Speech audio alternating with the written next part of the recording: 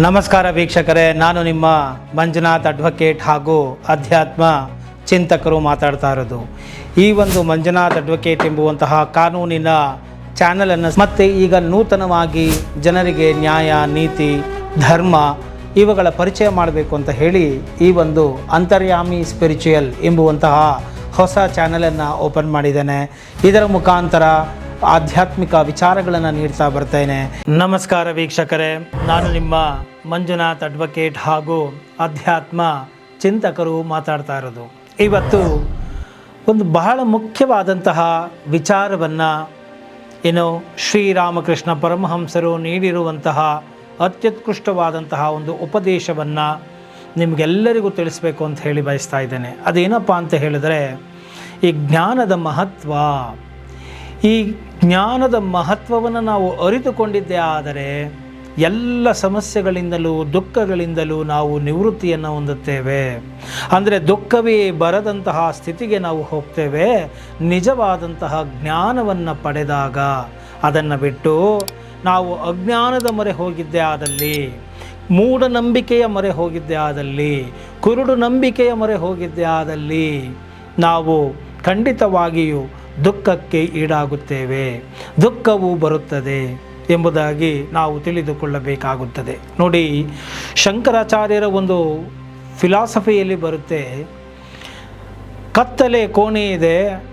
ಆ ಕತ್ತಲೆ ಕೋಣೆಯಲ್ಲಿ ನಾವು ಏನಾದರೂ ವಸ್ತುಗಳನ್ನು ತೆಗೆದುಕೊಳ್ಳಬೇಕು ಅಂತಂದಾಗ ನಾವು ಅಲ್ಲಿ ಬೆಳಕನ್ನು ಮೂಡಿಸಬೇಕಾಗುತ್ತದೆ. ಅದನ್ನು ಬಿಟ್ಟು ನಾವು ಇನ್ನೇನೋ ನಾನು ಪೂಜೆ ಮಾಡ್ತೀನಿ, ಕುಂಬಳಕಾಯಿ ಹೊಡಿತೀನಿ, ತೆಂಗಿನಕಾಯಿ ಹೊಡಿತೀನಿ, ಅರ್ಶಿನ ಕುಂಕುಮ ತಂದಾಕ್ತೀನಿ, ಇನ್ನೇನೋ ಒಂದು ಮಂತ್ರಸ್ಫಟನೆ ಮಾಡ್ತೀನಿ, ಇನ್ನೇನೋ ಮಾಡ್ತೀನಿ ಅಂತ ಹೋಗೋದು ಬದಲು ಒಂದು ಬಗ್ಗಿ ಗಡ್ಡಿ ಕೀರಿದ್ರೆ ಮುಗೀತು, ಅದೊಂದು ಟಾರ್ಚ್ ಆನ್ ಮಾಡಿದ್ರೆ ಆಯಿತು. ಅಂದರೆ ಅಜ್ಞಾನವೆಂಬುದು ಕತ್ತಲೆಯ ಸಂಕೇತವಾಗಿದ್ದೇ ಆದಲ್ಲಿ ಅದನ್ನು ಹೋಗಲಾಡಿಸಬೇಕೆಂದರೆ ಜ್ಞಾನವೆಂಬುವಂತಹ ಟಾರ್ಚ್ ಬೇಕಾಗುತ್ತೆ. ಆ ಜ್ಞಾನವು ಬರ್ತಾ ಇದ್ದ ಹಾಗೆಯೇ ಅಜ್ಞಾನ ಅನ್ನೋದು ಹೊರಟೋಗುತ್ತೆ. ನೋಡಿ ಎಷ್ಟು ಚೆನ್ನಾಗಿ ಹೇಳ್ತಾರೆ. ಮತ್ತು ಇನ್ನೂ ಮುಂದುವರೆದು ಹೇಳ್ತಾರೆ, ಆ ಒಂದು ಬೆಳಕಿಗೆ ಕತ್ತಲೆಯ ಪರಿಚಯವೇ ಇಲ್ಲ ಅಂತ ಹೇಳಿ. ಕತ್ತಲೆ ಅಂದರೆ ಏನು? ಬೆಳಕಿನ ಅಭಾವ ಅಷ್ಟೇ ಅಂತ ಹೇಳ್ತಾರೆ. ಅಂದರೆ ನೋಡಿ, ನಾವು ಪ್ರಾರ್ಥನೆಯನ್ನು ಮಾಡುವಾಗ ಸೂರ್ಯದೇವನಿಗೆ ಹೇಳ್ತೇವೆ, ಹೇ ಸೂರ್ಯದೇವ, ನಮಗೆ ಪ್ರತಿನಿತ್ಯ ಬೆಳಕನ್ನು ನೀಡುತ್ತಾ ಈ ಒಂದು ಕತ್ತಲೆಯನ್ನು ನೀನು ಹೋಗಲಾಡಿಸ್ತಾ ಇದೆಯಾ, ಸಕಲ ಜೀವ ಚರಾಚರಗಳಿಗೆ ನೀನು ಎಚ್ಚರವನ್ನು ಕೊಡ್ತಾ ಇದೆಯಾ, ಎಚ್ಚರಿಕೆಯನ್ನು ಮಾಡ್ತಾ ಇದೆಯಾ, ಹಾಗೂ ಎಚ್ಚರವನ್ನು ಉಂಟು ಮಾಡ್ತಾ ಇದೆಯಾ, ಚೈತನ್ಯವನ್ನು ಉಂಟು ಮಾಡ್ತಾ ಇದೆಯಾ ಅಂತ ಹೇಳಿ ನಾವು ಪ್ರಾರ್ಥನೆಯನ್ನು ಮಾಡ್ತೇವೆ. ಆದರೆ ಸೂರ್ಯ ದೇವನಿಗೆ ಕತ್ತಲೆ ಅಂದರೆ ಏನು ಅನ್ನುವುದೇ ಗೊತ್ತಿರೋದಿಲ್ಲ. ಕತ್ತಲೆಯ ಪರಿಚಯವೇ ಸೂರ್ಯ ದೇವನಿಗೆ ಆಗಿರೋದಿಲ್ಲ. ನೋಡಿ ಎಷ್ಟು ಚೆನ್ನಾಗಿದೆ. ಅಂದರೆ ಸೂರ್ಯನು ಎಂದಿಗೂ ಕತ್ತಲೆಯನ್ನು ಕಾಣಲಾರನು, ಯಾಕೆಂದರೆ ಆತನು ಬೆಳಕಿನ ಮೂಟೆಯಾಗಿದ್ದಾನೆ, ಬೆಳಕಿನ ಚೆಂಡಾಗಿದ್ದಾನೆ. ಬೆಂಕಿಯ ಜ್ವಾಲೆಯ ಚೆಂಡು ಅದು. ಆದ್ದರಿಂದ ಆ ಸೂರ್ಯನಿಗೆ ಕತ್ತಲೆಯ ಪರಿಚಯ ಇಲ್ಲ. ಕತ್ತಲೆಯಲ್ಲಿ ನಾವಿದ್ದೇವೆ, ಆದ್ದರಿಂದ ನಮಗೆ ಕತ್ತಲೆಯನ್ನು ನೀನು ಹೋಗಲಾಡಿಸ್ತಾ ಇದೆಯಾ ಅಂತ ಹೇಳಿ ಬೆಳಕು ಬಂದಾಗ ನಾವು ಪ್ರಾರ್ಥನೆಯನ್ನು ಮಾಡ್ತೇವೆ. ಹಾಗೆಯೇ ಈ ಒಂದು ಜ್ಞಾನವನ್ನು ನಾವು ಪಡೆದುಕೊಳ್ಳಬೇಕಾಗುತ್ತದೆ. ನಿಜವಾದಂತಹ ಆ ಒಂದು ಜ್ಞಾನ ಸೂರ್ಯ ನಮ್ಮ ಜೀವನದಲ್ಲಿ ಪ್ರವೇಶ ಮಾಡಿದ್ದೇ ಆದಲ್ಲಿ ನಮ್ಮ ಸಕಲ ಅವಿದ್ಯೆಗಳು ನಾಶವಾಗುತ್ತದೆ. ಯಾವುದು ಆ ವಿಜ್ಞಾನ? ನಿತ್ಯಾನಿತ್ಯ ವಿವೇಕ. ನಿತ್ಯ ಯಾವುದು, ಅನಿತ್ಯ ಯಾವುದು, ಶಾಶ್ವತ ಯಾವುದು ಎಂಬುದನ್ನು ತಿಳಿದುಕೊಳ್ಳುವುದೇ ನಿಜವಾದ ಜ್ಞಾನವಾಗಿದೆ. ಮತ್ತು ನಾವು ಆ ಒಂದು ಅವಿದ್ಯೆಯನ್ನು ನಾಶ ಮಾಡಬೇಕು ಅಂತ ಹೇಳಿದರೆ ನಾವು ಮನೆಯ ಒಳಗೆ ನಿಂತು ಆ ಒಂದು ಲೆನ್ಸ್ ಕಾಗದವನ್ನು ನಾವು ಸುಡೋಕ್ಕಾಗೋದಿಲ್ಲ. ಅಂದರೆ ಉದಾಹರಣೆಯನ್ನು ಅವರು ಹೇಳ್ತಾರೆ, ಸೂರ್ಯನ ಪ್ರಖರತೆ ಇದೆ, ಆದರೆ ಆ ಒಂದು ಪೇಪರನ್ನು ನಾವು ಸುಡಬೇಕಂದ್ರೆ ಆ ಲೆನ್ಸನ್ನ ಹಂಗೆ ಇಟ್ಟರೆ, ಮನೆ ಒಳಗಡೆ ಕೂತ್ಕೊಂಡು ಆ ಲೆನ್ಸ್ ಇಟ್ಟರೆ ಸುಡೋದಿಲ್ಲ. ಅದನ್ನೇ ನಾವು ಮನೆಯಿಂದ ಹೊರಗಡೆ ಬಂದು ಬಿಸಿಲಿಗೆ ಆ ಪೇಪರ್ ಇಟ್ಟು ಆ ಸೂರ್ಯನ ಕಿರಣಗಳಿಗೆ ಆ ಲೆನ್ಸನ್ನು ಹಿಡಿದಾಗ ಆ ಲೆನ್ಸ್ ಮುಖಾಂತರ ಬಂದು ಅದು ಬೆಂಕಿ ಹತ್ತಿಕೊಂಡು ಅದು ಸುಡಲಿಕ್ಕೆ ಪ್ರಾರಂಭ ಆಗುತ್ತದೆ. ಆದ್ದರಿಂದ ನಾವು ನಿಜವಾಗಿಯೂ ಜ್ಞಾನ ಪಿಪಾಸುಗಳಾಗಿ ಜ್ಞಾನವನ್ನು ಹರಿಸಬೇಕಾಗುತ್ತದೆ. ಹಾಗೂ ಅದಕ್ಕೆ ನಾವು ಈ ಒಂದು ಅವಿದ್ಯೆ ಎಂಬುವಂತಹ ಮನೆಯಿಂದ, ಕತ್ತಲೆಯಿಂದ, ಅಜ್ಞಾನದಿಂದ ನಾವು ಹೊರಗೆ ಬಂದು ಜ್ಞಾನವೆಂಬುವಂತಹ ಆ ಸೂರ್ಯನ ಮುಂದೆ ನಿಂತಾಗ, ಆ ಒಂದು ಜ್ಞಾನವನ್ನು ಪಡೆದುಕೊಂಡಾಗ ಅಜ್ಞಾನವು ಸುಟ್ಟು ಭಸ್ಮವಾಗುತ್ತದೆ ಆ ಜ್ಞಾನ ಎಂಬ ಲೆನ್ಸ್ ಮುಖಾಂತರ ಎಂಬುದಾಗಿ ನಮಗೆ ತಿಳಿಸಿಕೊಡ್ತಾರೆ. ಆದ್ದರಿಂದ ಈ ಒಂದು ಕಾಮಕಾಂಚನದ ಒಂದು ಆಸಕ್ತಿಯನ್ನು ಬಿಟ್ಟು, ಆ ಒಂದು ಕಾಮಕಾಂಚನದ ಮನೆಯನ್ನು ಬಿಟ್ಟು ಹೊರಗೆ ಬಂದು ನಾವು ಸಾಧನೆ, ತಪಸ್ಸು ಮಾಡಿದರೆ ಮತ್ತು ಸತ್ಸಂಗ ಈ ರೀತಿಯಾಗಿ ಪರಮಾತ್ಮನ ಚಿಂತನೆಯನ್ನು ಮಾಡ್ತಾ ಪ್ರೇಮೋನ್ಮಾದವನ್ನು ಬರೆಸಿಕೊಂಡರೆ ಆಗ ಮನಸ್ಸಿಗೆ ಅಂಧಕಾರ ಹಿಡಿದಿರೋದು ನಾಶ ಆಗುತ್ತೆ, ಅದು ಕಳೆದು ಹೋಗುತ್ತದೆ. ಅಹಂಕಾರ ಎಂಬ ಈ ಒಂದು ಅವಿದ್ಯಾ ಮೋಡ ಸುಟ್ಟು ಭಸ್ಮವಾಗುತ್ತದೆ, ಜ್ಞಾನ ಪ್ರಾಪ್ತಿಯಾಗುತ್ತದೆ. ಕಾಮಕಾಂಚನವೇ ಆ ಮೋಡಗಳಾಗಿದೆ, ಈ ಪಾಸಿಂಗ್ ಕ್ಲೌಡ್ಸ್ ಅಂತ ಹೇಳಿ ನಾವು ಕರೀತೇವೆ. ಅಂದರೆ ಸೂರ್ಯನು ತುಂಬ ಪ್ರಖರವಾದಂತಹವನು, ಆದರೂ ಕೂಡ ಕ್ಷಣಾರ್ಧದಲ್ಲಿ ಬಂದು ಹೋಗುವಂತಹ ಈ ಒಂದು ಪಾಸಿಂಗ್ ಕ್ಲೌಡ್ಸ್, ಸಂಚರಿಸುವ ಮೋಡಗಳು, ಅದು ಇಲ್ಲದೇ ಇದ್ದರೂ ಇದ್ದಂತೆ ಕಾಣುತ್ತದೆ ಹಾಗೂ ಸೂರ್ಯನನ್ನೇ ಒಂದು ಕ್ಷಣ ಮರೆಮಾಚಿಬಿಡುತ್ತೆ. ಹಾಗೆಯೇ ಈ ಒಂದು ಅಜ್ಞಾನವೆಂಬುದು, ವ್ಯಾಮೋಹವೆಂಬುದು, ಕಷ್ಟಗಳು, ಇದು ಜ್ಞಾನವೆಂಬ ಸೂರ್ಯನನ್ನು ಮುಚ್ಚಿ ಹಾಕಿಬಿಡುತ್ತೆ. ನನ್ನ ತನವನ್ನು, ನನ್ನ ಒಂದು ಸ್ವಭಾವವನ್ನು, ನನ್ನ ಸಚ್ಚಿದಾನಂದ ಸ್ವರೂಪವನ್ನು ಇದು ಮುಚ್ಚಿ ಹಾಕಿಬಿಡುತ್ತದೆ. ಇದನ್ನು ನಾವು ಅರಿತುಕೊಳ್ಳಬೇಕಾಗುತ್ತದೆ ಎಂಬುದನ್ನು ನಮಗೆ ತಿಳಿಸಿಕೊಡ್ತಾರೆ. ಆದ್ದರಿಂದ ಈ ಒಂದು ಅಜ್ಞಾನವೆಂಬ ಮೋಡಗಳು ಚದರಬೇಕಾಗುತ್ತದೆ. ಯಾವಾಗ ನಾವು ಈ ಒಂದು ಜ್ಞಾನವನ್ನು ಪಡಿಬೇಕು ಅಂತ ಅಂತೀವೋ ಆಗ ನಾವು ಸರಳವಾದಂತಹ ಜೀವನವನ್ನು ನಾವು ನಡೆಸಬೇಕಾಗುತ್ತದೆ. ನಾವು ಗಟ್ಟಿಗರಾಗುವ ತನಕ, ಅಂದರೆ ಒಮ್ಮೆ ನೀವು ಗಟ್ಟಿಗರಾಗಿ ಜ್ಞಾನ ಉದಯವಾದ ಮೇಲೆ ಜ್ಞಾನಿಗೂ ಆತನ ಬಾಹ್ಯ ದೇಹಕ್ಕೂ, ದೇಹದಲ್ಲಿ ಇರತಕ್ಕಂತಹ ಕಾರ್ಯಗಳಿಗೂ, ಕೆಲಸಗಳಿಗೂ, ಮಾಡ್ತಾ ಇರ್ತಕ್ಕಂಥ ಕಾರ್ಯಾಚರಣೆಗಳಿಗೂ ಸಂಬಂಧನೇ ಇರೋದಿಲ್ಲ. ಯಾಕಂದರೆ ಕೆಲಸ ಮಾಡ್ತಾ ಇರೋದು ದೇಹ ಆಗಿರುತ್ತೆ, ಜ್ಞಾನಿ ಆಗಿರೋದಿಲ್ಲ. ಜ್ಞಾನಿಗೂ ದೇಹಕ್ಕೂ ಸಂಬಂಧವೇ ಇರೋದಿಲ್ಲ. ಆ ಒಂದು ಉಪಾಧಿಯ ಭಾವವನ್ನು ಜ್ಞಾನಿಯು ಮೀರಿರ್ತಾನೆ ಎಂಬುದಾಗಿ ಇಲ್ಲಿ ತಿಳಿಸ್ತಾರೆ. ಆದ್ದರಿಂದ ಆ ಒಂದು ಜ್ಞಾನ ಸೂರ್ಯ ಪ್ರಖರವಾಗಿ ನಿಮ್ಮಲ್ಲಿ ಬರುವವರೆಗೂ, ಆ ಒಂದು ತಿಳಿದಿರುವಂತಹ ವಿಚಾರಗಳು ಡೈಜೆಸ್ಟ್, ಜೀರ್ಣ ಆಗುವವರೆಗೂ ನೀವು ಈ ಒಂದು ಹಣದ ಒಂದು ಹತ್ತಿರ ಇರುವುದು ಏನೋ ತಪ್ಪಾಗುತ್ತದೆ, ಅಂದರೆ ಕೆಟ್ಟದಾಗುತ್ತದೆ. ಅಂದರೆ ನೀವು ಕನ್ನಡಿಯ ಹತ್ತಿರ ಯಾವ ಸಾಮಾನನ್ನು ಇಡ್ತೀರೋ, ಸಾಮಗ್ರಿಗಳನ್ನು ಇಡ್ತೀರೋ ಅದನ್ನು ಅದು ಪ್ರತಿಫಲಿಸುತ್ತದೆ. ಹಾಗೆಯೇ ಈ ಒಂದು ಕಾಮಿನಿ ಕಾಂಚನಗಳ ಮತ್ತು ಹಣದ ವ್ಯಾಮೋಹದ ವಸ್ತುಗಳಿಗೆ ಸಂಬಂಧಪಟ್ಟಿದ್ದನ್ನು ನಿನ್ನ ಬಳಿ ಇಟ್ಕೊಂಡಿದ್ರೆ ಆಗ ನಿನ್ನ ಮನಸ್ಸು ಅದನ್ನೇ ಪ್ರತಿಫಲಿಸ್ತಾ ಇರುತ್ತೆ. ಯಾವುದನ್ನು ನೋಡ್ತಿರ್ತೀಯೋ ಅದೇ ಮನಸ್ಸಾಗುತ್ತೆ, ಅದೇ ಭಾವನೆಗಳಾಗುತ್ತೆ, ಮನಸ್ಸಾಗುತ್ತೆ. ಆದ್ದರಿಂದ ಅಂತಹವುಗಳಿಂದ ನೀನು ದೂರ ಇರಬೇಕು ಎಂಬುದಾಗಿ ನಮಗೆ ತಿಳಿಸಿಕೊಡ್ತಾರೆ. ಮತ್ತು ಅದನ್ನು ಪಡೆದುಕೊಳ್ಳಲು ನಾವು ಮಾಡುವಂತಹ ಸಕಲ ಕಾರ್ಯಗಳೆಲ್ಲವೂ ಅಜ್ಞಾನವೇ ಆಗಿದೆಯೇ ಹೊರತು ಜ್ಞಾನವಲ್ಲ. ನೋಡಿ ಎಷ್ಟು ಚೆನ್ನಾಗಿ ಹೇಳಿಬಿಟ್ರು. ಅಂದರೆ ಇಂದು ಇದ್ದು ನಾಳೆ ನಶಿಸಿ ಹೋಗುವಂತಹ ವಸ್ತುಗಳನ್ನು ನಾವು ಸಂಗ್ರಹ ಮಾಡುವಲ್ಲಿ, ಈ ಒಂದು ಹಣ, ಆಸ್ತಿ, ಅಂತಸ್ತುಗಳನ್ನು, ಕೀರ್ತಿ, ಕಾಮನೆಗಳನ್ನು, ಕಾಂಚನಗಳನ್ನು ಪಡೆಯುವಲ್ಲಿ ನಾವು ಪ್ರಾರ್ಥನೆಗಳನ್ನು ಮಾಡೋದಾಗಿರ್ಬೋದು, ಇನ್ನೇನೋ ಮಾಡೋದಾಗಿರ್ಬೋದು, ಏನೇ ಮಾಡಿದರೂ ಕೂಡ ಇದೆಲ್ಲವೂ ಅಜ್ಞಾನದ ಫಲವಾಗುತ್ತದೆ. ಇದರಿಂದ ನಿನಗೆ ದುಃಖವೇ ಬರುತ್ತದೆಯೇ ಹೊರತು ಏನೋ ಸುಖ ಮತ್ತು ನೆಮ್ಮದಿ ಖಂಡಿತವಾಗಿಯೂ ಬರುವುದಿಲ್ಲ ಅಂತ ಇಲ್ಲಿ ಹೇಳ್ತಾರೆ. ಮತ್ತು ಆ ಜ್ಞಾನ ದೊರೆತರೆ ಮಾತ್ರ ಮನುಷ್ಯನಿಗೆ ಮುಕ್ತಿ. ಕತ್ತಲೆಯ ವಿಮುಕ್ತಿ ಆಗ್ತಾ ಇದ್ದಂಗೆ, ಕತ್ತಲೆಯ ಕೋಣೆ ಒಳಗೆ ಬೆಳಕು ಬರ್ತಾ ಇದ್ದಂಗೆ ನಮಗೆ ಎಲ್ಲ ಪದಾರ್ಥಗಳು ಎಲ್ಲೆಲ್ಲಿ ಏನೇನಿದೆ ಅಂತ ಗೊತ್ತಾಗೋಗ್ಬಿಡುತ್ತೆ. ನಾವು ಮುಗ್ಗರಿಸಿ ಬೀಳುವ ಏನೋ ಪ್ರಮೇಯವಿರುವುದಿಲ್ಲ. ಹಾಗೆಯೇ ಜ್ಞಾನಿಯಾದರೆ ನಮಗೆ ಮುಕ್ತಿ ಸಿಗುತ್ತದೆಯೇ ಹೊರತು ನಾವು ಜ್ಞಾನಿ ಗಂಗಾಜಲದಲ್ಲಿಯೇ ಆಗಲಿ ಅಥವಾ ಏನೋ ಹೆಣದ ಗುಂಡಿಯಲ್ಲೇ ಆಗಲಿ ಆತನು ಸತ್ತರೆ ಮತ್ತೆಲ್ಲಿಯೂ ಆಗಲಿ ಅವನು ಸತ್ತರೆ ಆತನಿಗೆ ಮುಕ್ತಿಯೇ ಹೊರತು ಏನೋ ಬೇರೆ ಇನ್ನೇನಿಲ್ಲ. ಕೇವಲ ಅಜ್ಞಾನಿಗಳು ಮಾತ್ರ ಈ ಒಂದು ಗಂಗಾಜಲ ಅಂತ ಹೇಳಿ ಬಡ್ಕೊಳ್ತಾ ಇರ್ತಾರೆ ಅಂತ ಹೇಳಿಬಿಟ್ಟು ಏನೋ ಇರುತ್ತೆ. ಅಜ್ಞಾನಿಗಳಿಗೆ ಮಾತ್ರ ಈ ಗಂಗಾದಡ ಅಂತ ಹೇಳ್ತಾರೆ. ಅಂದರೆ ಇಲ್ಲಿ ನಾವೇನು ಅರ್ಥ ಮಾಡ್ಕೊಳ್ಬೇಕು ಅಂತ ಹೇಳಿದ್ರೆ, ನೋಡಿ, ಈ ಒಂದು ಗುರುವಿನ ಪಾದ ಸ್ಪರ್ಶವನ್ನು ಮಾಡಿಬಿಡಿ ನೀವು ಉದ್ಧಾರ ಆಗಿಬಿಡ್ತೀರಾ, ಮತ್ತು ಇಂಥ ಗಂಗಾ ಜಲದಲ್ಲಿ ನೀವು ಮುಳುಗಿ ಬಂದುಬಿಡಿ, ನೀವು ಉದ್ಧಾರ ಆಗೋಗ್ತೀರಾ. ಮತ್ತು ಈ ಥರ ಇನ್ಯಾವುದೋ ಒಂದು, ನಾನು ಇದು ಯಾವುದು ದೂಷಣೆ ಮಾಡ್ತಾ ಇಲ್ಲ, ನಾನು ಇದರಿಂದ ಅಲ್ಪ ಮಟ್ಟದ ಫಲಗಳು ಉಂಟು. ಆದರೆ ಅದನ್ನು ಮಾಡಿ ಬಂದರೆ ನೀವು ಸರ್ವತೋಮುಖ ಬೆಳವಣಿಗೆ ಆಗಿಬಿಡ್ತೀರಾ, ಉದ್ಧಾರ ಆಗೋಗ್ತೀರಾ, ನಿಮಗೆ ಇನ್ನೇನೋ ಸಿಕ್ಬಿಡುತ್ತೆ. ಈ ರೀತಿಯಾದ ಫಲಶ್ರುತಿಗಳು ಅಂತ ನಾವು ಕರಿತೇವೆ. ಇನ್ನೇನೋ ಸಿಕ್ಬಿಡುತ್ತೆ ಅಂತ ಹೇಳೋದು. ಈ ಕುಂಭಮೇಳದಲ್ಲಿ ಹೋಗಿ ಅಲ್ಲಿ ಮುಳುಗಿ ಬಂದರು. ಮುಳುಗಿ ಬಂದವರೆಲ್ಲ ಏನಾದರು? ಈಗ 65 ಕೋಟಿ ಜನ ಮುಳುಗಿದ್ರು. 65 ಕೋಟಿ ಜನಗಳು ಯಾವ ರೀತಿಯಲ್ಲಿ ಅವರು ಡೆವಲಪ್ಮೆಂಟ್ ಆಗಿದ್ದಾರೆ ನೋಡಿಕೊಳ್ಳಬೇಕು. ಮತ್ತು ಈ ಜ್ಯೋತಿಷ್ಯಗಳನ್ನ ದಿನ ಬೆಳಗಾದರೆ ಜ್ಯೋತಿಷ್ಯಗಳನ್ನ ನೋಡ್ಕೊಂಡು ಕೂತ್ಕೊಳ್ಳೋದು. ಜ್ಯೋತಿಷ್ಯ ತಪ್ಪಲ್ಲ, ಆದರೆ ಜ್ಯೋತಿಷಿಗಳು ಅವರುಗಳು ಅದರಲ್ಲಿ ಪಾಂಡಿತ್ಯವನ್ನು ಪಡೆದಿದ್ದಾರಾ, ಜೊತೆಗೆ ಅವರು ಹೇಳ್ತಾ ಇರ್ತಕ್ಕಂಥ ವಿಚಾರಗಳು ಸರಿ ಇದೆಯಾ ಅನ್ನೋದು ಎಷ್ಟು ಜನಕ್ಕೆ ಗೊತ್ತಾಗಿದೆ, ಎಷ್ಟು ಜನಕ್ಕೆ ಅದರಿಂದ ಪರಿಹಾರಗಳು ಸಿಕ್ಕಿದ್ದಾವೆ. ನಾವು ಎಲ್ಲ ಯೋಚನೆ ಮಾಡಬೇಕಾಗಿತ್ತೆ. ಈ ಒಂದು ಮಾಡು, ಅದನ್ನು ಮಾಡು, ಇದನ್ನು ಮಾಡು, ಹೀಗೆ ಮಾಡಿದ್ರೆ ನಿನಗೆ ಪಾಪ ಪರಿಹಾರ ಆಗುತ್ತೆ, ಹೀಗೆ ಮಾಡಿದ್ರೆ ನಿನ್ನ ಪಾಪ ಪರಿಹಾರ ಆಗುತ್ತೆ, ಪಾಪಕ್ಷಯ ಆಗುತ್ತೆ. ಈ ರೀತಿಯಾಗಿ ಫಲಶ್ರುತಿಗಳನ್ನು ಹೇಳಿಕೊಂಡು ಜನಗಳಿಂದ ಏನೋ ಕೋಟಿಗಟ್ಟಲೆ ಲಕ್ಷಗಟ್ಟಲೆ ಹಣದ ಸುಲಿಗೆ ಆಗ್ತಾ ಇದೆ. ಇದರಿಂದ ಖಂಡಿತವಾಗಿಯೂ ಕೂಡ ಮನುಷ್ಯನು ಕಿಂಚಿತ್ತೂ ಬೆಳೆಯುವುದಿಲ್ಲ. ಜ್ಞಾನದ ದೃಷ್ಟಿಯಿಂದ ಅಂತ ಹೇಳ್ತಾ ಇದ್ದೀನಿ. ಇಲ್ಲಿ ಜ್ಞಾನ ಒಂದು ಬಂದರೆ ಮಿಕ್ಕೆಲ್ಲವೂ ಬಂದ ಹಾಗೆ.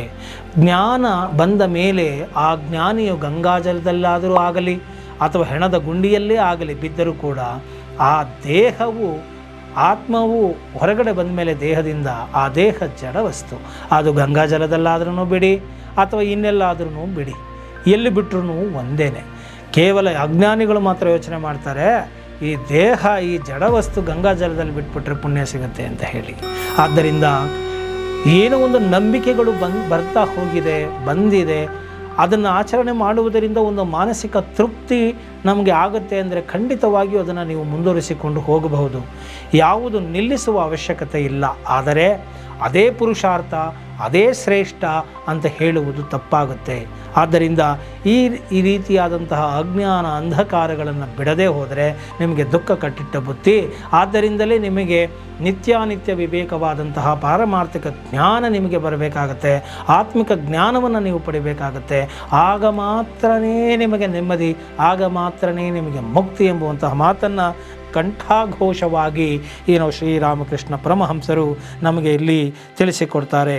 ಇನ್ನು ಈ ಒಂದು ಆಸಕ್ತಿ ಏನಾದರೂ ಜನಗಳಿಗಿದ್ರೆ, ಆಸಕ್ತಿ ಇರೋವರೆಗೂ ಸಂಸಾರ ಮಾಡಿಕೊಂಡು ತದನಂತರ ಅವರು ಅನುರಾಗವನ್ನು ಪರಮಾತ್ಮನಲ್ಲಿ ಅನುರಾಗವನ್ನು, ಭಕ್ತಿಯನ್ನು ಬೆಳೆಸಿಕೊಳ್ತಾ ಆತನ ನಾಮ ಸಂಕೀರ್ತನೆಗಳನ್ನು ಮಾಡ್ತಾ ಆತನು ಜೀವನವನ್ನು ಮಾಡಿದಾಗ ಕರ್ಮ ಕ್ಷಯವಾಗಿ ಆತನು ಮುಕ್ತಿಯ ಪಥದ ಕಡೆಗೆ ಹೋಗ್ತಾನೆ ಎಂಬುವಂತಹ ಮಾತನ್ನು ಕೂಡ ಹೇಳ್ತಾರೆ. ಆದ್ದರಿಂದ ನಾವು ಅಷ್ಟು ಬೇಗ ಈ ಒಂದು ಜ್ಞಾನದ ಮಾರ್ಗಕ್ಕೆ ಬಂದ್ಬಿಡೋಕ್ಕೆ ಸಾಧ್ಯ ಇಲ್ಲ.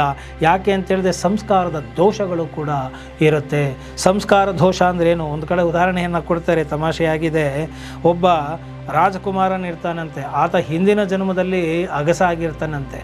ಆದ್ದರಿಂದ ರಾಜಕುಮಾರನಾಗಿದ್ರೂ ಕೂಡ ಆತ ಹೇಳ್ತಾನಂತೆ, ಆತ ಸೇವಕನಿಗೆ ನನ್ನ ಬೆನ್ನ ಮೇಲೆ ಬಟ್ಟೆಯನ್ನು ಹೊಗೆ, ಉಸ್ ಉಸ್ ಅಂತ ಹೊಗೆ ಅಂತ ಹೇಳ್ತಾನಂತೆ. ಹಾಗೆ ಸಂಸ್ಕಾರಗಳು ಅದರ ಒಂದು ಹೋತಪ್ರೋತವಾಗಿ ಇರ್ತದೆ. ಸಂಸ್ಕಾರಗಳು ಬಹಳ ಮುಖ್ಯ. ಆದ್ದರಿಂದ ಈಗ ನೋಡಿ, ಬೆಕ್ಕನ್ನು ನೋಡಿ ಇಲಿಯು ಓಡಿ ಹೋಗುವಂಥ ವಿಷಯಾಸಕ್ತರನ್ನು ನೋಡಿ ಜ್ಞಾನಿಗಳು ಅಥವಾ ಪರಮಾತ್ಮನ ಜೊತೆಗೆ ಭಾವನೆಯನ್ನು ಇಟ್ಟುಕೊಂಡು ಹೋಗ್ತಕ್ಕಂಥವ್ರುಗಳು ವಿಷಯಾಸಕ್ತತನದಿಂದ ಹಿಮ್ಮೆಟ್ತಾರೆ ಎಂಬುವಂತಹ ಮಾತನ್ನು ಹೇಳ್ತಾರೆ. ಸೊ ಆದ್ದರಿಂದ ನಾವು ಈ ಒಂದು ಜ್ಞಾನ ಎಂಬುದು ಬಹಳ ಮುಖ್ಯ. ಈ ಒಂದು ಆತ್ಮಿಕ ಜ್ಞಾನವನ್ನು ಪಡೆದುಕೊಳ್ಳಿ. ಅದನ್ನು ಬಿಟ್ಟು ದೇವಸ್ಥಾನಗಳಿಗೆ ಹೋಗೋದು, ಪೂಜೆಗಳನ್ನು ಮಾಡೋದು, ಪುರಸ್ಕಾರಗಳನ್ನು ಮಾಡೋದು, ಇದು ಎಲ್ಲವೂ ಒಂದು ಮಟ್ಟ. ಅದನ್ನು ಮೀರಬೇಕು. ಪೂಜೆಗಳನ್ನು ಮಾಡುವುದಕ್ಕಿಂತ ಜಪ ಮಾಡುವುದು ಮುಖ್ಯ ಅಂತ ಹೇಳ್ತಾರೆ. ಜಪ ಮಾಡುವುದರಿಂದ ನೀವು ಇನ್ನೂ ಪ್ರಮೋಷನ್ನ ತೆಗೆದುಕೊಳ್ಳಬೇಕಾಗುತ್ತದೆ. ಪೂಜೆ ಮಾಡುವುದಕ್ಕೆ ಸಾಕಷ್ಟು ಸಲಕರಣೆಗಳು, ಸಾಮಗ್ರಿಗಳು, ಸರಂಜಾಮಗಳು ಇದೆಲ್ಲವೂ ಬೇಕಾಗುತ್ತದೆ ನಿಮಗೆ.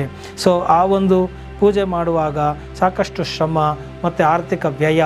ಪೂಜೆ ಮಾಡುವುದು ಮತ್ತು ಆ ಪೂಜೆಗಿನ್ನ ನೋಡಿ, ಇಷ್ಟೆಲ್ಲ ಪೂಜೆ ಮಾಡುವಂಥ ಸಂದರ್ಭದಲ್ಲಿ ಸಾಕಷ್ಟು ಶ್ರಮ ಆಗುತ್ತೆ. ಎಲ್ಲ ಖರ್ಚು ವೆಚ್ಚಗಳು ಜಾಸ್ತಿ ಆಗ್ತಾ ಹೋಗುತ್ತೆ. ದೈಹಿಕ ಶ್ರಮ, ಮಾನಸಿಕ ಶ್ರಮ ಇದೆಲ್ಲವೂ ಆಗ್ತಾ ಹೋಗುತ್ತೆ. ಆದ್ದರಿಂದ ಬೆಳೀತಾ ಬೆಳೀತಾ ಬೆಳೀತಾ ಆ ಪೂಜೆಯಿಂದ ನಾವು ಜಪಕ್ಕೆ ನಾವು ಪ್ರಮೋಷನನ್ನು ಪಡೆದುಕೊಳ್ಳಬೇಕು. ಜಪ ಅಂದರೆ ಜಕಾರೋ ಜನ್ಮ ವಿಚ್ಛೇದಸ್ಯ ಪಕಾರೋ ಪಾಪನಾಶನ ಅಂತ.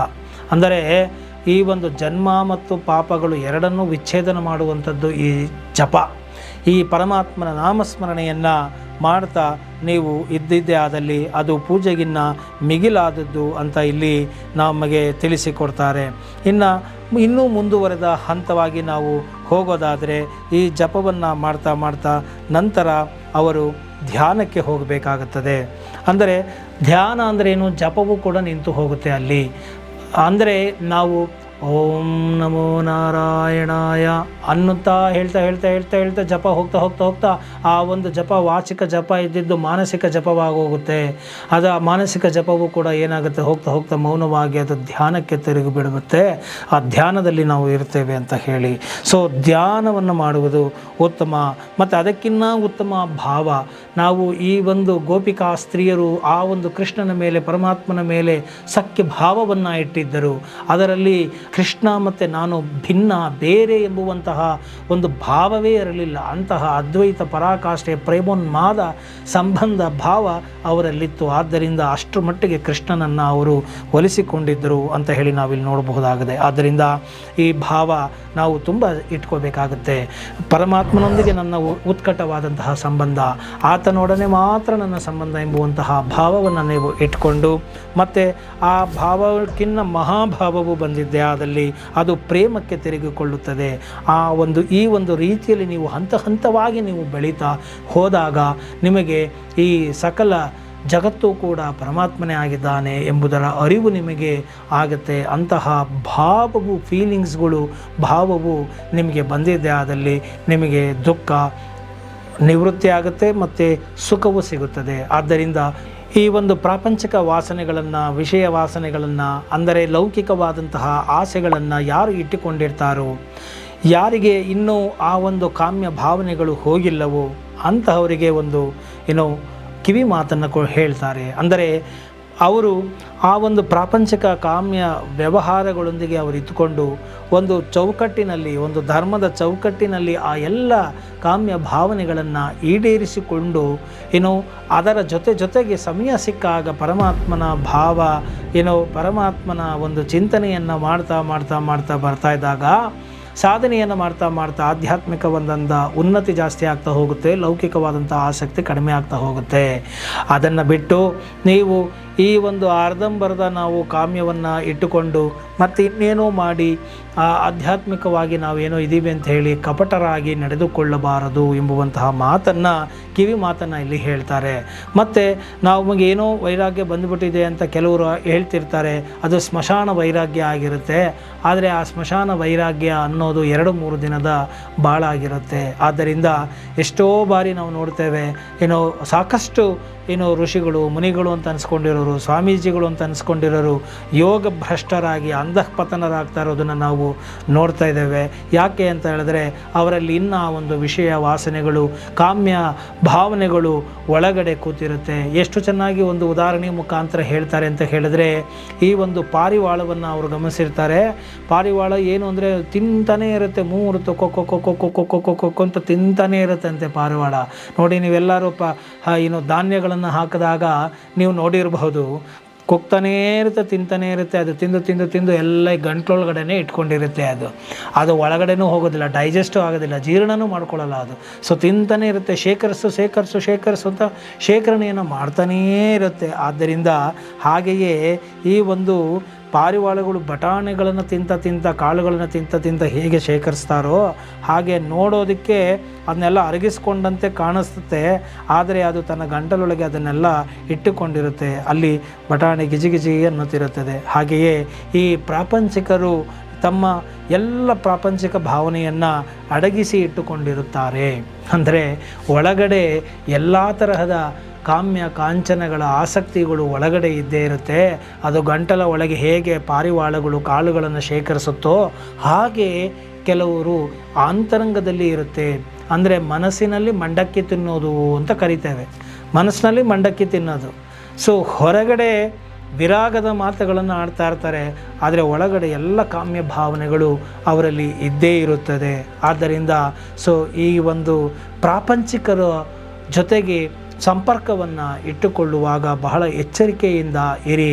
ಮತ್ತು ಆದಷ್ಟು ಪ್ರಾಮಾಣಿಕರ ಸರಳ ಜೀವಿಗಳ ಜೊತೆಗೆ ನೀವು ಸಂಪರ್ಕವನ್ನು ಇಟ್ಟುಕೊಂಡಾಗ ನಿಮಗೂ ಆ ಒಂದು ಪ್ರಭಾವಲಯ ನಿಮ್ಮನ್ನು ಬದಲಾಯಿಸುತ್ತದೆ ಅನ್ನೋದನ್ನು ಕೂಡ ಅವರು ಹೇಳ್ತಾರೆ. ಹಾಗೂ ಪ್ರಾಪಂಚಿಕರ ಮೇಲೆ ಕರುಣೆಯನ್ನು ಇಟ್ಟು ನೀವು ಅದನ್ನೆಲ್ಲ ಬಿಟ್ಟುಬಿಡಿ ಅಂತ ಹೇಳಲ್ಲ. ನಿಮ್ಮಲ್ಲಿ ಆ ಆಸೆಗಳಿದ್ದಿದ್ದೇ ಆದಲ್ಲಿ ಅದನ್ನೆಲ್ಲವನ್ನು ಧಾರ್ಮಿಕ ಚೌಕಟ್ಟಿನಲ್ಲಿ ತೀರಿಸಿಕೊಳ್ಳಿ. ಎಲ್ಲವನ್ನು ತೀರಿಸಿಕೊಂಡು ನಂತರ ನೀವು ಬ್ರಹ್ಮಸತ್ಯ ಜಗನ್ಮಿಥ್ಯ ಅಂತಾಗಲಿ ಇನ್ನೇನಾದ್ರೂ ಆಗಲಿ ನೀವು ಹೇಳಿ ಅಂತ ಹೇಳಿ ಪ್ರಾಪಂಚಿಕರ ಒಂದು ಮನಸ್ಸಿನ ಭಾವನೆಗಳಿಗೆ ಕೈಗನ್ನಡಿಯಂತೆ ಒಂದು ಅತ್ಯದ್ಭುತವಾದಂತಹ ಉದಾಹರಣೆಯನ್ನು ಶ್ರೀರಾಮಕೃಷ್ಣ ಪರಮಹಂಸರು ನೀಡ್ತಾರೆ ನಮಗೆ. ಸೊ ಈ ಒಂದು ವಿಚಾರವನ್ನು ನಾವು ತಿಳಿದುಕೊಳ್ಳುವುದು ಬಹಳ ಮುಖ್ಯ. ಯಾಕೆ ಅಂತ ಹೇಳಿದ್ರೆ ಕಪಟಿಗಳೇ ಜಾಸ್ತಿ ತುಂಬಿರುವಂತಹ ಈ ಒಂದು ಸಂದರ್ಭಗಳಲ್ಲಿ ಪ್ರಾಮಾಣಿಕರಿಗೆ ಬೆಲೆ ಇಲ್ಲದಂತಾಗುತ್ತದೆ. ಆದರೆ ಪ್ರಾಮಾಣಿಕರು ಯಾವ ಬೆಲೆಯನ್ನೂ ಅವರು ಬಯಸುವುದಿಲ್ಲ. ಅವರ ಕರ್ತವ್ಯವೇನು, ಅವರ ನಿಷ್ಠೆ ಏನು, ಅವರು ಏನು ಕೆಲಸ ಮಾಡಬೇಕು ಅದನ್ನು ನಿಸ್ವಾರ್ಥ ಭಾವದಿಂದ ಮಾಡ್ತಾ ಹೋಗ್ತಾ ಇರ್ತಾರೆ. ಆದ್ದರಿಂದ ನೀವು ಕೂಡ ಏನು ಮಾಡಿ, ಪ್ರಾಮಾಣಿಕರಾಗಿ ಪ್ರಾಪಂಚಿಕತೆಯ ಭಾವನೆಗಳನ್ನೆಲ್ಲ ಹೊತ್ತು ಆಧ್ಯಾತ್ಮಿಕರಂತೆ ನಡೆದುಕೊಳ್ಳುವುದು ತಪ್ಪಾಗುತ್ತೆ. ಮತ್ತು ಡಿಕ್ಲರೇಷನ್ಗಳನ್ನು ಮಾಡುವುದು ತಪ್ಪಾಗುತ್ತೆ. ಸೊ ಏನಿದ್ರೂ ಕೂಡ ನಾನು ಪ್ರಾಪಂಚಿಕತೆಯಲ್ಲಿಯೂ ಇದ್ದೇನೆ, ಆಧ್ಯಾತ್ಮಿಕತೆಯಲ್ಲಿಯೂ ಇದ್ದೇನೆ, ಎರಡರಲ್ಲಿಯೂ ಕೂಡ ನಾನು ನಡೀತಾ ಬರ್ತಾ ಇದ್ದೇನೆ. ಸೊ ಕಾಲಕ್ರಮೇಣ ಸಾಧನೆ ಹೋಗ್ತಾ ಹೋಗ್ತಾ ಹೋಗ್ತಾ ಹೋಗ್ತಾ ನಾನು ಆಧ್ಯಾತ್ಮಿಕತೆಯ ಊರ್ಧ್ವಗತಿಯ ಒಂದು ಪಥದಲ್ಲಿ ನಾನು ಹೋದಾಗ ಇಲ್ಲಿ ಲೌಕಿಕವಾದಂಥ ಆಸಕ್ತಿಗಳು ಕಡಿಮೆ ಆಗುತ್ತೆ ಎಂಬುವಂತಹ ಒಂದು ಇಚ್ಛೆಯನ್ನು ಇರಾದೆಯನ್ನು ನಾನು ಹೊಂದಿದ್ದೇನೆ, ಮಾಡ್ತಾ ಇದ್ದೇನೆ ಅಂತ ಹೇಳಿ ಪ್ರಾಮಾಣಿಕತೆಯನ್ನು ಪ್ರದರ್ಶಿಸುವುದು ತುಂಬ ಒಳ್ಳೆಯದು ಎಂಬುದಾಗಿ ಯಾರೋ ಒಬ್ಬ ಕಪಟ ಭಕ್ತರನ್ನು ನೋಡಿದಾಗ ಶ್ರೀರಾಮಕೃಷ್ಣ ಪರಮಹಂಸರು ಈ ತರಹದ ಮಾತುಗಳನ್ನು ಆಡ್ತಾ ಎಚ್ಚರಿಸುತ್ತಾರೆ. ನಾನು ಆ ಒಂದು ಗುರುವಿನ ಕೃಪೆಗಾಗಿ ನಮಗೆ ನಿಮಗೆ ಎಲ್ಲರಿಗೂ ಕೂಡ ಒಳಿತಾಗಲಿ ಅಂತ ಹೇಳಿ ಈ ಒಂದು ಗುರುವಿನ ಸ್ಮರಣವನ್ನು ನಾನು ಮಾಡ್ತೇನೆ. ಓಂ ಗುರು ಪರಾತ್ಪರಾ ಗುರು ಓಂಕಾರಾತ್ಮಕ ತವ ಚರಣಂ. ಓಂ ಗುರು ಪರಾತ್ಪರಾ ಗುರು ಓಂಕಾರ ಗುರು ತವ ಚರಣಂ. ನಮಾಮಿ ಬ್ರಹ್ಮ ನಮಾಮಿ ವಿಷ್ಣು ನಮಾಮಿ ಶಂಕರ ಭವಹರಣಂ. ನಮಾಮಿ ಬ್ರಹ್ಮ ನಮಾಮಿ ವಿಷ್ಣು ನಮಾಮಿ ಶಂಕರ ಭವಹರಣಂ. ಓಂ ಗುರು ಪರಾತ್ಪರಾ ಗುರು ಓಂಕಾರ ಗುರು ತವ ಚರಣಂ. ಓಂ ಗುರು ಪರಾತ್ಪರಾ ಗುರು ಓಂಕಾರ ಗುರು ತವ ಚರಣಂ. ಆದ್ದರಿಂದ ಒಟ್ಟಾರೆಯಾಗಿ ಇಲ್ಲಿ ನೀವು ಯಾವ ಮುಖಾಂತರನಾದರೂ ಹೋಗಿ ಜ್ಞಾನ ಅನ್ನೋದು ಅಲ್ಟಿಮೇಟ್ ಆಗಿ ಬರಲೇಬೇಕು. ಜ್ಞಾನ ಅಂದರೇನು? ಪರಮಾತ್ಮನೊಂದೇ ಸತ್ಯ, ಉಳಿದಿದೆಲ್ಲವೂ ಮಿಥ್ಯ ಎಂಬುದನ್ನು ತಿಳಿದುಕೊಳ್ಳುವುದು. ಬ್ರಹ್ಮ ಸತ್ಯ, ಜಗನ್ಮಿಥ್ಯ ಎಂಬುದೇ ಜ್ಞಾನವಾಗಿದೆ. ಅಂತಹ ಜ್ಞಾನವನ್ನು ತಿಳಿದಿರುವಂತಹ ಗುರುಗಳ ಒಂದು ಕೃಪಕಟಾಕ್ಷ ನಿಮಗೆ ಆಗಲಿ. ಅವರ ಪಾದದ ಅಡಿಯಲ್ಲಿ ಕುಳಿತು ನೀವು ಅವರ ಒಂದು ಕೃಪೆಯನ್ನು ಪಡೆದು ಉಪದೇಶವನ್ನು ಪಡೆದು ಅದರಂತೆ ನೀವು ಜೀವನವನ್ನು ಮಾಡಿ ಜ್ಞಾನವನ್ನು ಪಡೆದು ಜ್ಞಾನವಂತರಾಗಿ ಅಂತ ಹೇಳ್ತಾ ನಿಮಗೆ ಸುಖ ಶಾಂತಿಗಳೆಲ್ಲವೂ ಕೂಡ ನಿಮಗೆ ಲಭಿಸಲಿ, ದೊರಕಲಿ ಅಂತ ಹೇಳ್ತಾ ಈ ಒಂದು ವಿಡಿಯೋ ನಿಮಗೆ ಇಷ್ಟ ಆಗಿದ್ದೆ ಅದರಲ್ಲಿ ಮರೆಯದ ಹಾಗೆ ಲೈಕ್ ಕೊಡಿ ಹಾಗೂ ಇತರರಿಗೂ ಕೂಡ ಶೇರ್ ಮಾಡಿ, ಮರೆಯದ ಹಾಗೆ ಕಾಮೆಂಟ್ ಮಾಡಿ. ಎಲ್ಲರಿಗೂ ಒಳ್ಳೆಯದಾಗಲಿ. ಸರ್ವೇ ಭವಂತು ಸುಖಿನಃ ಅಂತ ಹೇಳ್ತಾ ಈ ವಿಡಿಯೋ ಮುಗಿಸ್ತಾ ಇದ್ದೀನಿ. ಜೈ ಹಿಂದ್, ಜೈ ಕರ್ನಾಟಕ ಮಾತೆ.